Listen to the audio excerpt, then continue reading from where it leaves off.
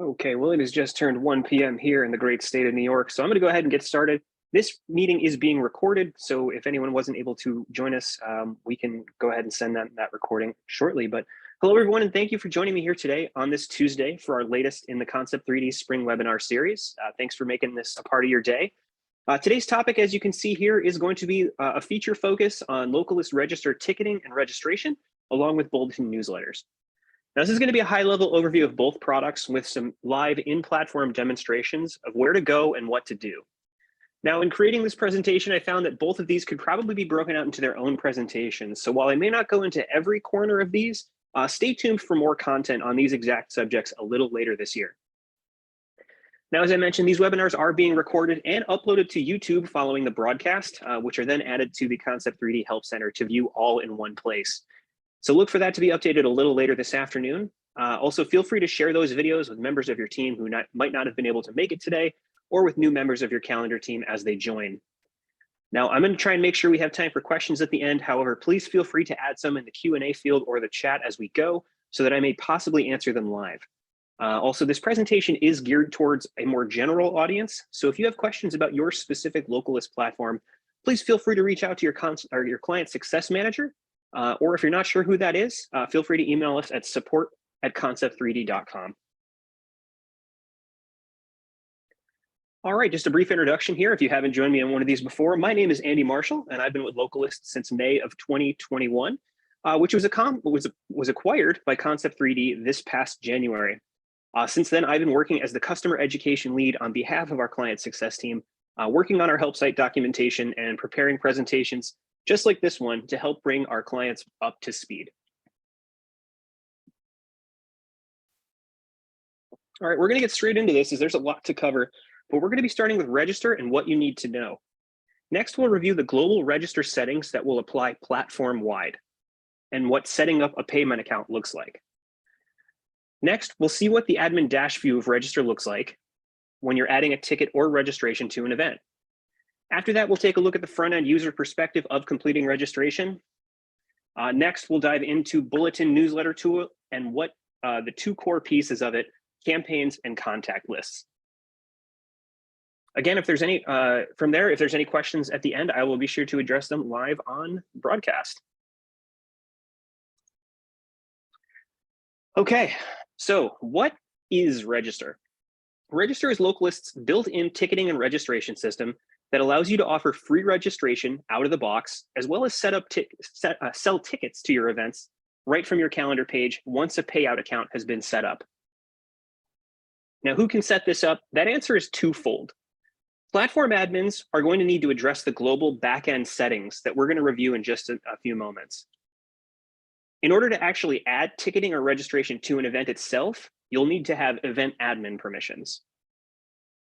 Now, this ties in really nicely to my next talking point here, which is that this cannot be set up via bulk upload or feed URL. Register must be configured on a per event basis from the admin dashboard only. Now, again, right out of the box, you're going to hear me mention this a few times. Localist offers registration or free tickets with no additional setup required. Now, if you do want to actually sell tickets, you're going to need to configure a payout account before you're able to assign a price value to any tickets you create.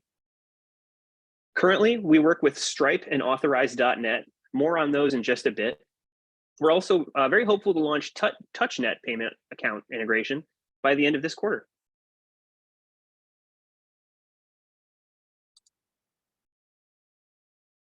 All right, so we're going to move into the admin dashboard with this screen shot here and talk about those global settings that need to be adjusted by a platform admin via the platform settings menu. Now, if you be sure to, you'll enter the platform settings menu and click this register tab to reach this menu here.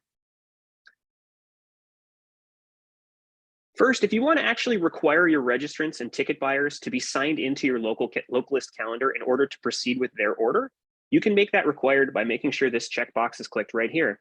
If this is unchecked, they'll be allowed to proceed without signing into your calendar. Next, you can set the global compliance level question asked when completing a transaction for GDPR reporting, which can be set to none, light, strong, or hardcore, with each requiring a more explicit agreement as they go up in level. Now, if you want to give your community and your event admins the ability to add their own payout accounts separate from any shared accounts you may set up, you can allow or disallow that using this checkbox here. If an event admin adds a personal account, it will only be selectable by that specific admin when they are creating an event. Platform admins will be able to see that a personal account has been added, but they will not be able to edit or view it like a shared account. And again, more on payout accounts on my next slide. Before all that, though, if you have a default attendee question that you want to make sure that is included on all registration or ticket purchases forms going forward, you can add that here. You have the option to include a short answer question or a multiple choice question. You can also make sure to require the question for completing the form before they can complete the transaction.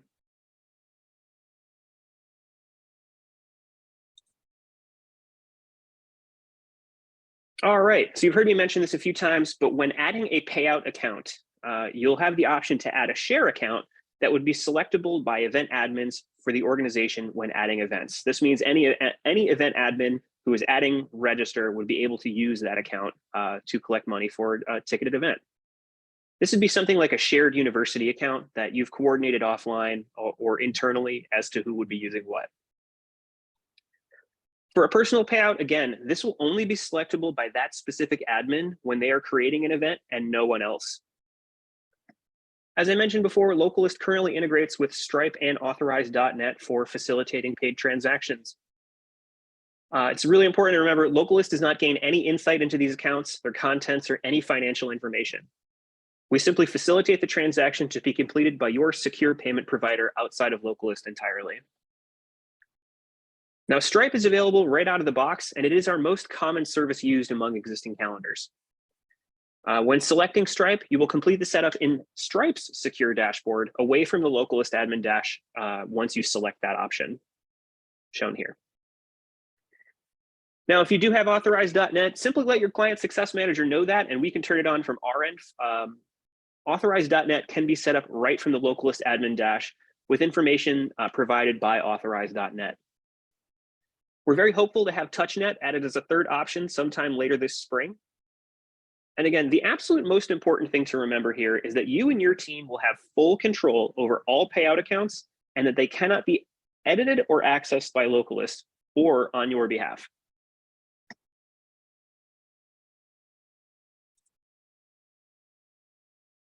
Okay, so we're going to take a quick look at the Tickets and Registration tab right in the Localist admin dash, which is what you're going to see when adding tickets, and also very shortly when we take a quick tour of the platform.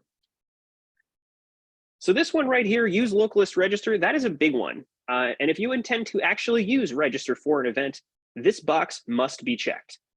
If it is unchecked, we'll see a simple 4-field menu to add an external link to tickets or registration and an optional price that can appear on the event card. This would mean that you're using a different registration site entirely in conjunction with your Localist event. But let's say you are using Register and that box is nice and checked, then you're going to see the tickets menu right below. Now you're going to have the option of setting a ticket type for multiple offerings for different demographics or groups, or you can just create the tickets themselves. And I'll show you an example of the difference between a ticket type and a ticket in just a second. This affects how tickets are displayed on the front end. And again, we'll see an example of this very shortly. Now for ticket, this is the actual ticket itself and one that you'll be able to edit options for, specifically such as how long it's available and the price. Again, you will not see the option to include a price on your ticket unless a payment account is set up. However, you can offer free registration and tickets for your Localist calendar. Now you have the option to create promo codes for your events that offer a dollar amount or percentage off a purchase. You can schedule how long a code is active, how many times it can be used, for which tickets in particular it should be valid, and even create a hidden ticket that would only be unlocked with a promo code when used. Think about maybe a contest winner or something being able to only use their account to get a free ticket if they've won some sort of event.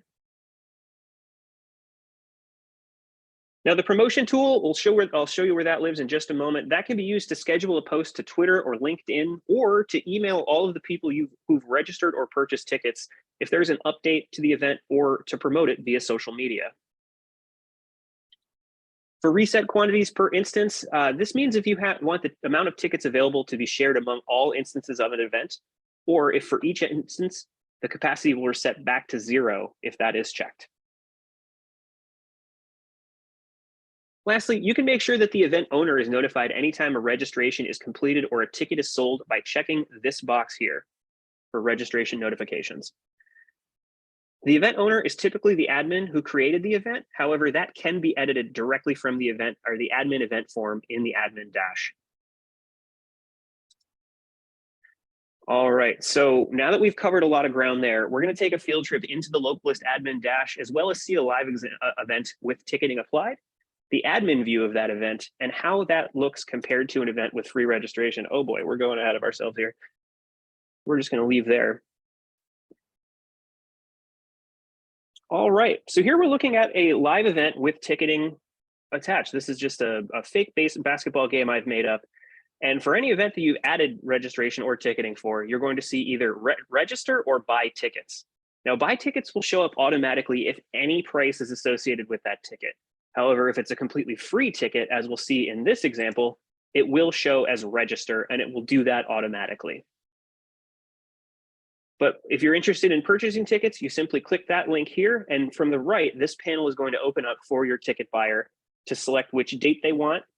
A lot of basketball games coming up, as you can see. And then, as I mentioned before, a ticket type is this right here, general public. It's not necessarily a ticket itself. You can create the general admission ticket here.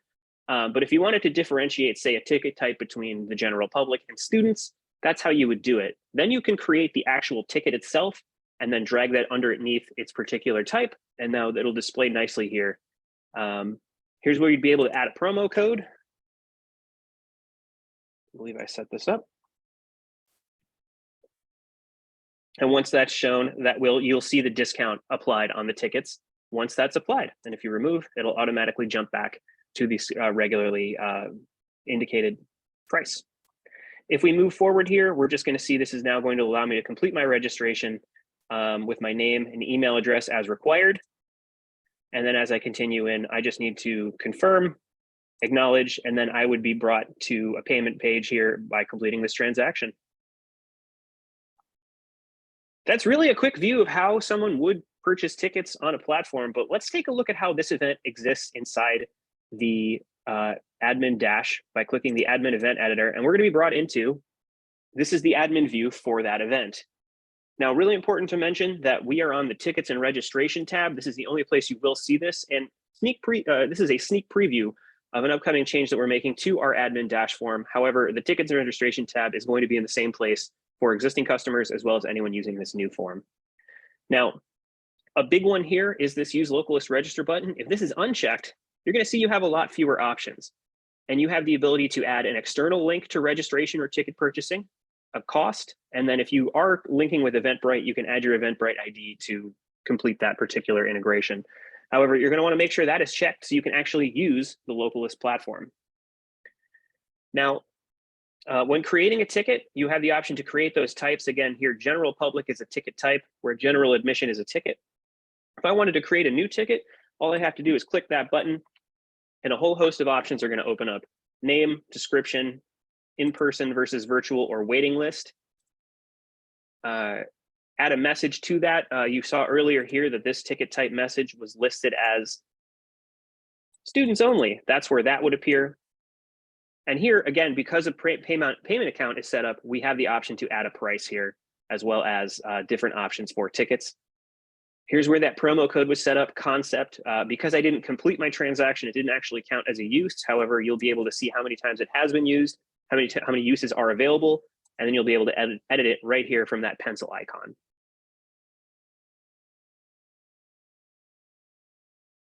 Scrolling down, you'll see you have the ability to create a max capacity. Those reset quantities and registration notification buttons that I mentioned earlier. And here's where you'd be able to add a payout account if one is selected from this dropdown, as well as setting the compliance level for GDPR reporting.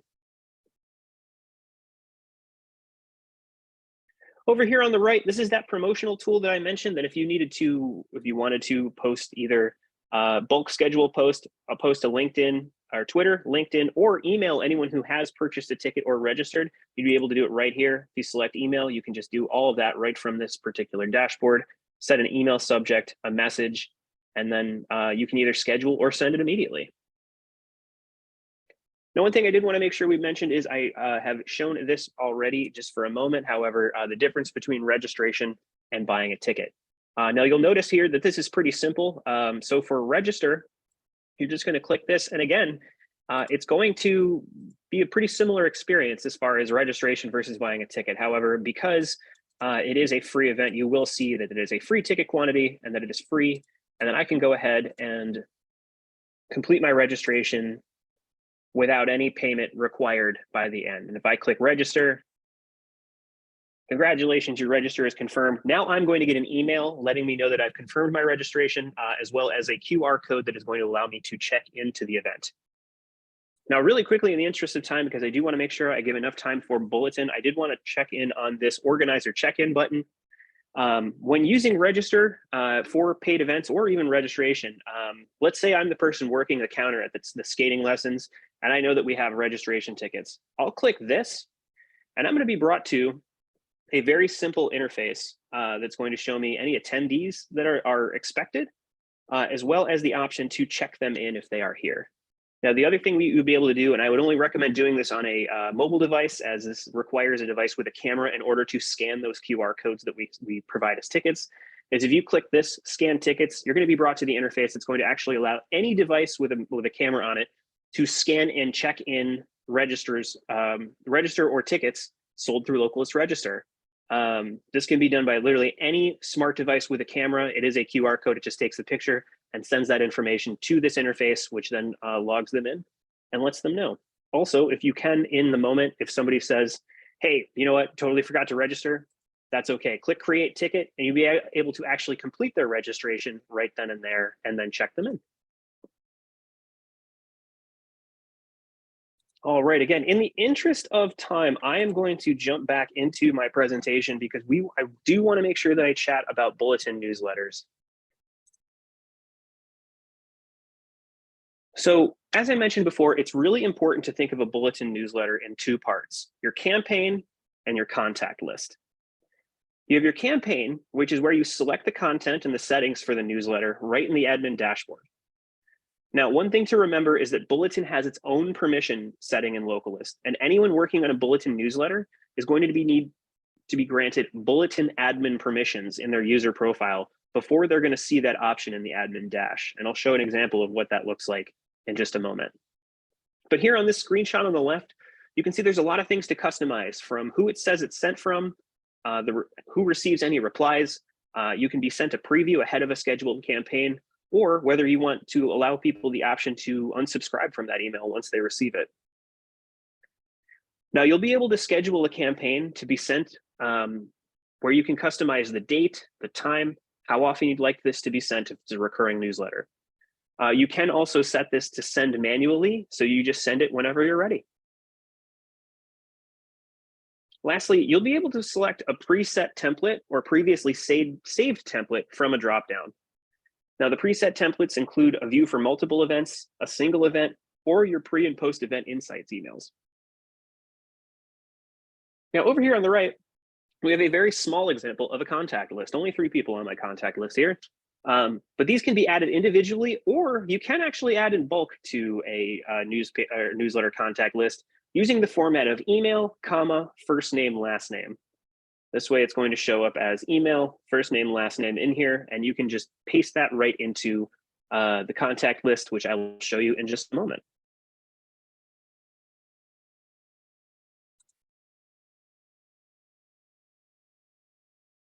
So once you save your campaign, you're going to be able to access the Bulletin layout editor, which is here on the left, which you can select each component here to customize and curate your email.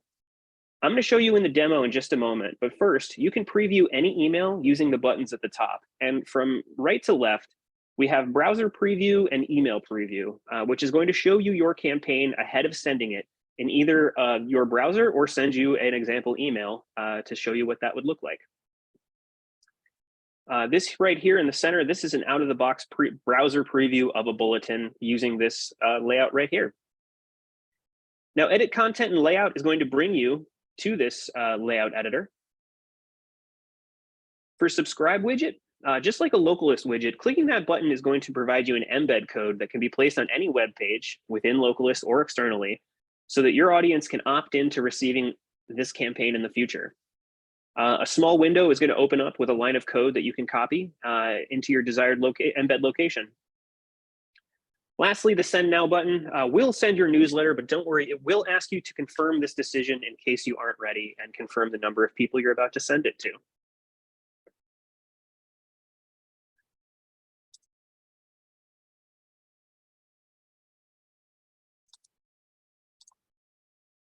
Sorry, folks, just reading a question. Princess, I'll answer that in just a second. Bulletin is available right out of the box with your Localist account. However, you are limited to a single campaign and 2,500 sends per month. You have the option to purchase unlimited Bulletin, which is exactly what it sounds like. Unlimited campaigns and unlimited sends per month. Now, if you'd like to know more, contact your client success manager to get that ball rolling.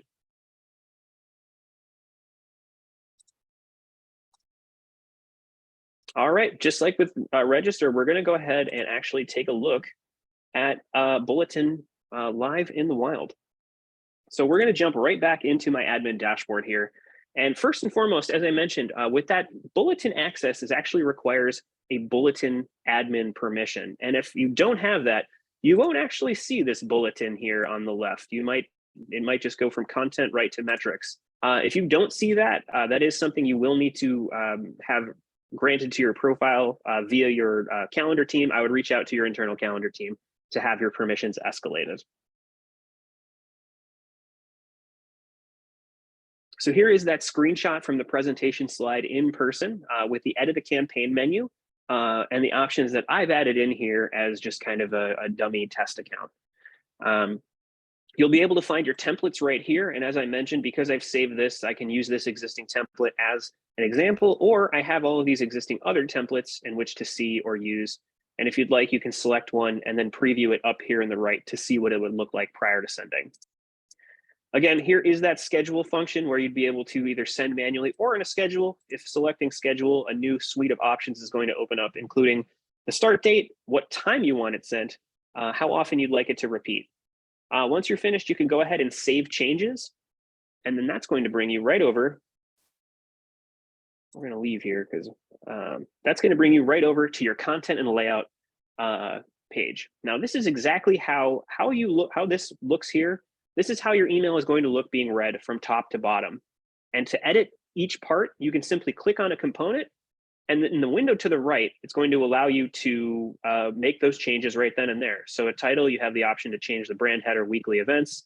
You can add a URL that links out to it, any container CSS classes. Same with a hero image. You'll be able to upload a photo.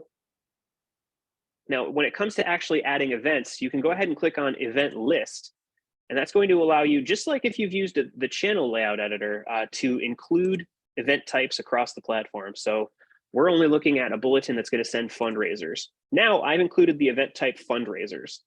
So this event list is going to include all events on my platform in this bulletin that use that event type. And you can do the same thing for your topics. Now it's a fundraiser, but only for science and technology and only for the general public. And you can see how you can add these different pieces of classification to make sure that those items are included in your bulletin.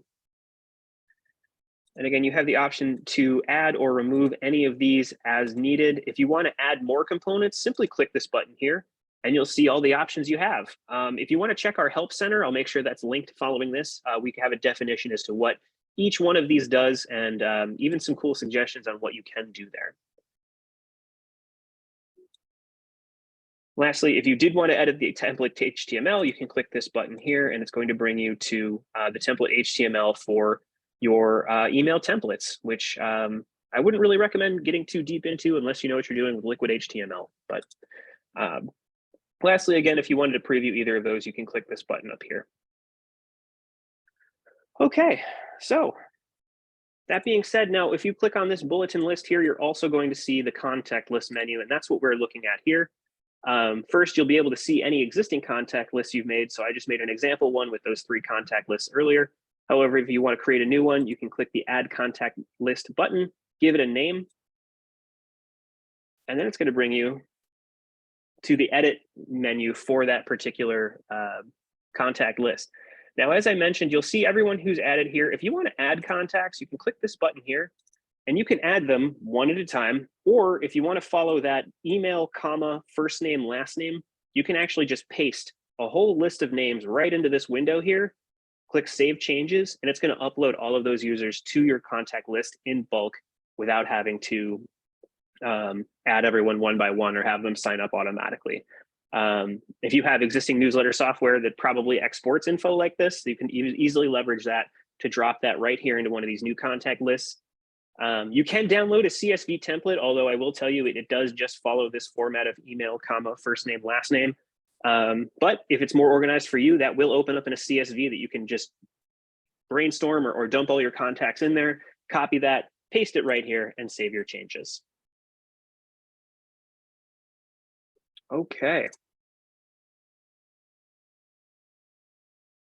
I am going to answer some questions here. I'm going to jump back into my slide here.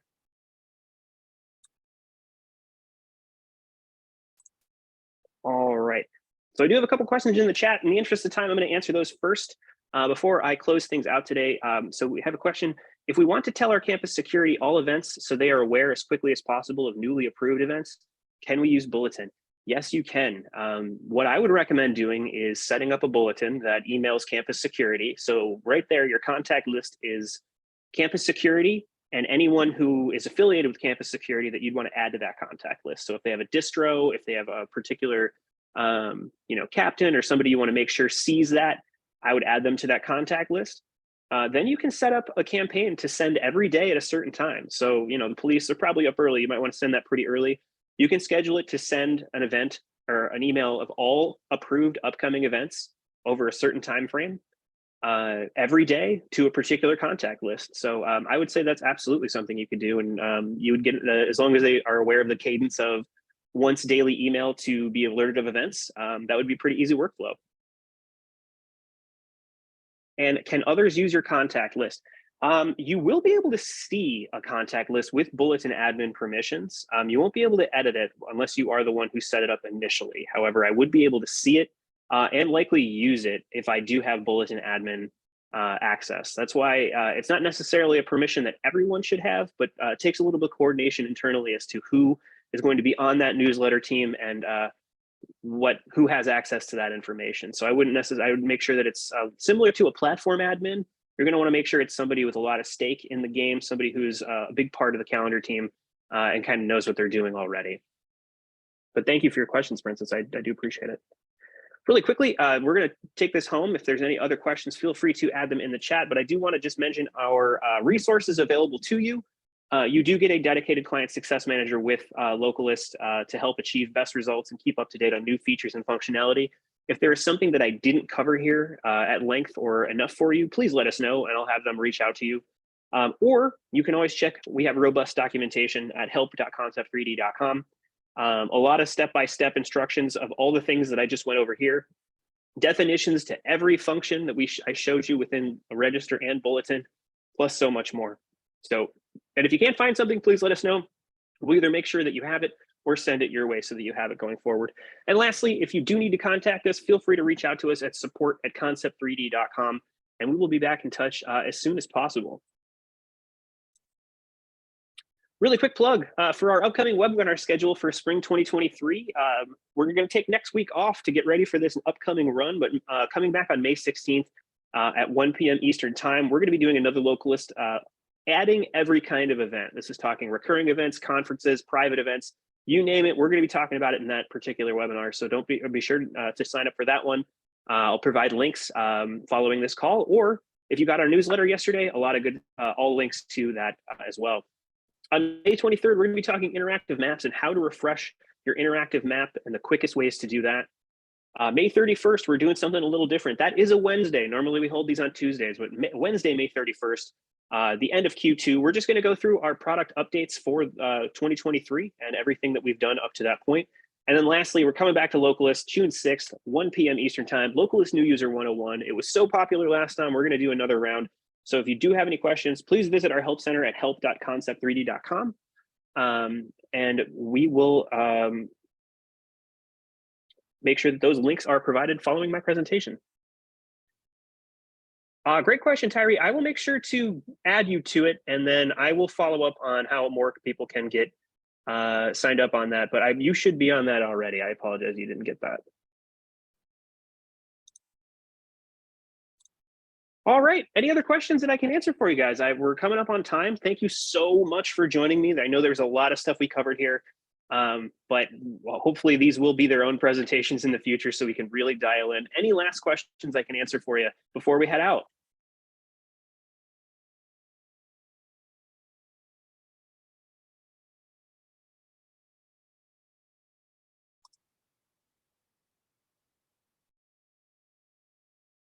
Absolutely. That's no problem. Well, if there's none, you guys all have a great rest of your Tuesday, and thank you again, and we'll talk soon. Thanks for joining me.